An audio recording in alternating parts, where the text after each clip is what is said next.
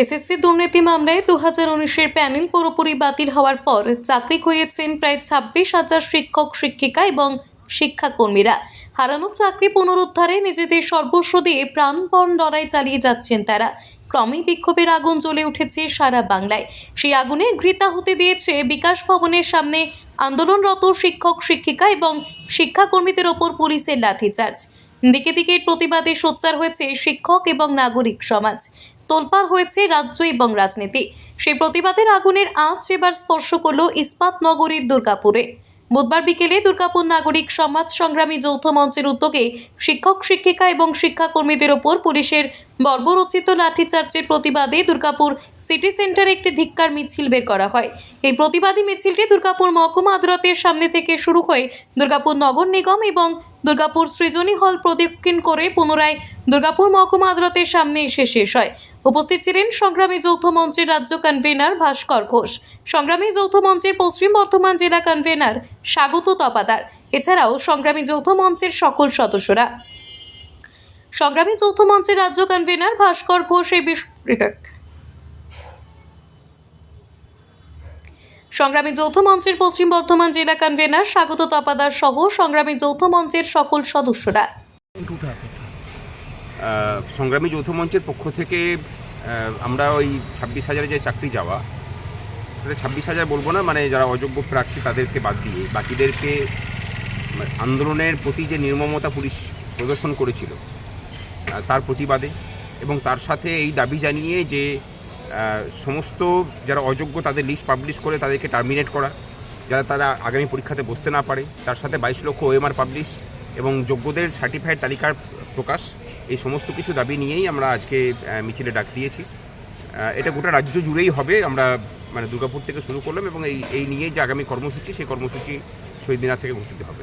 কলকাতায় দেখছি বিভিন্ন আন্দোলন সময় মানে আমাদের উপর অত্যাচার চলছে, এই বিষয়ে আলাদা করে নতুন করে কোনো আন্দোলনকে এদিকে দেখবেন না? দেখুন, এই রাজ্য মানে তো সেখানে আপনি গণতান্ত্রিকভাবে আন্দোলন করবেন, সেই আন্দোলনের উপরে পাশবিক অত্যাচার হবে, এটাই তো খুব স্বাভাবিক ব্যাপার।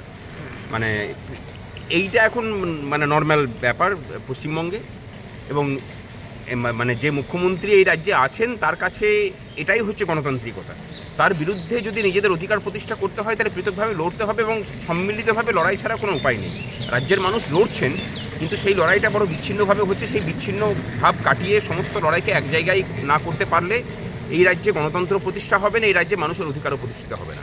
মানে যেভাবে চলছে, যেভাবে সমস্ত কিছু ভেঙে চুরে দিয়ে গোটা রাজ্যের মানুষকে ভাতার উপরে নির্ভরশীল করানো হচ্ছে, এই ধারাবাহিকতা চলতে থাকবে। এর সঙ্গে দেখছি একজন জেলার শীর্ষ নেতৃত্ব অনুব্রত মণ্ডল যে মানে সরকারি একজন পুলিশ অফিসারকে এইভাবে গালাগালি করা, এটাও কি আপনাদের আন্দোলনের মধ্যে? হ্যাঁ, সে তো স্বাভাবিক আছে, কারণ মানে আমরা এই যে সংগ্রামী যৌথ মঞ্চ তার তো অংশীদার পুলিশরাও, মানে তাদেরও তো দাবি দাওয়া নিয়ে আমরা লড়াইটা করছি।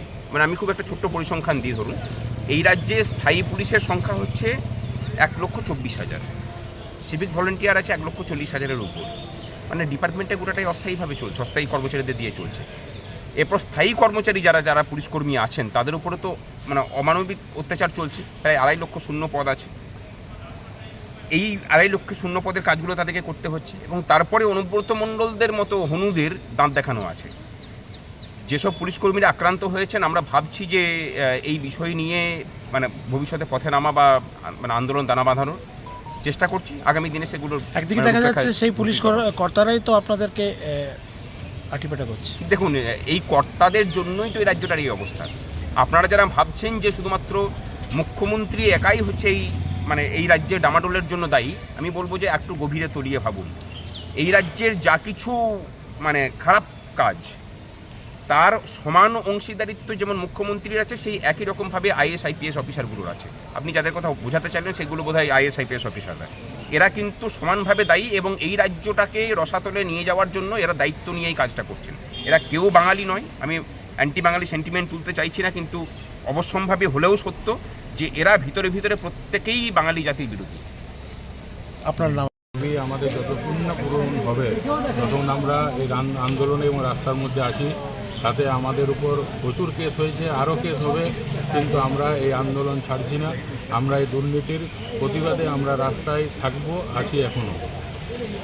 তাতে সরকার আমাদের যেভাবেই শাস্তি দেয় আমরা ছাড়ছি না। এখনো পর্যন্ত মানে আমরা তো দেখছি বিভিন্ন জায়গায় কলকাতায় বিশেষ করে আপনাদের ওপর নানা রকম চর্চা মানে অত্যাচারিত হচ্ছেন পুলিশের কাছে, সেটাকে কীভাবে নিচ্ছেন? আমরা যেখানেই যাচ্ছি, সংগ্রামী যৌথ মঞ্চ যেখানেই যাচ্ছি সেখানেই আমাদের নামে বিভিন্ন কেস দিচ্ছে। আগের বছর আমাদের পাণ্ডবেশ্বর আপনারা হয়তো জেনেছেন, পাণ্ডবেশ্বরে আমরা যা ICDS কর্মীদের যে বিভিন্ন দাবি দেওয়া নিয়ে আমরা গেছিলাম আন্দোলনে, ওখানে আমাদের প্রচণ্ড লাঠি, মেয়েদের লাঠি হাড় ভেঙে দেয়, তার মাথায় ফাটিয়ে দেয়। তারপর আমরা ওইখান থেকে বেরিয়ে আসি। তারপর আমাদের নামে শ্লীলতাহানি, 4 জনের নামে শ্লীলতাহানি কেস দেয়, সেটা আমরা দুর্গাপুর কোর্টে জামিন নিই। তারপর আবার 15 দিন পর আমরা ভ্রূণ হত্যা আবার আমাদের নামে কেস দেওয়া হয়, সেটা এখনও পর্যন্ত আমাদের কেস চলছে, কিন্তু আমরা হাল ছাড়িনি। আমরা প্রতিবাদ করছি, প্রতিবাদ আমরা করবো। সংগ্রামী যৌথ মঞ্চ সেই জন্যই আর সৃষ্টি হয়েছে। আজকে কি করলেন দুর্গাপুরে? আজকে আমাদের দুর্গাপুরে যে 26,000 যে শিক্ষকদের উপর যে পুলিশের লাঠিচার্জ এবং দুর্নীতির যে প্রতিবাদে আজ আমরা দুর্গাপুর থেকে মিছিল শুরু করছি। এটা সারা রাজ্যেই মানে ছড়িয়ে পড়বে বিভিন্ন জেলায়, এবং আমাদের কলকাতার শহীদ মিনার থেকেও এই ব্যাপারে আমাদের মিছিল ডাকা হবে। এই প্রতিবাদ এই প্রতিবাদে। আপনার নাম? আমার নাম স্বাগত টোপাদার। দুর্গাপুর থেকে বিধানচন্দ্র গাঙ্গুলির report, crime press Bengal news. তোমার আমার সকলেরই একটাই পছন্দ, মাদার্স চয়েস। ঘরে সুগন্ধি ভাত, প্রতিদিনের রান্নায় নিখুঁত স্বাদ, চাই উন্নত মানের চাল। তাহলে আর দেরি কেন? আজই যোগাযোগ করুন ধনরাজ অ্যাগ্রো ইন্ডাস্ট্রিজ প্রাইভেট লিমিটেডে। আমরা আনি আপনার টেবিলে খাঁটি ও মানসম্মত চাল মাদার্স চয়েস নামে। একবার ব্যবহার করুন, আর ফিরে তাকাতে হবে না। বিশ্বাসী গোড়া, গুণগত মানে সেরা। মাদার্স চয়েস, মা যেমন চান চাল তেমনই। যোগাযোগের জন্য এখনই কল করুন 8509752023 এই নম্বরে।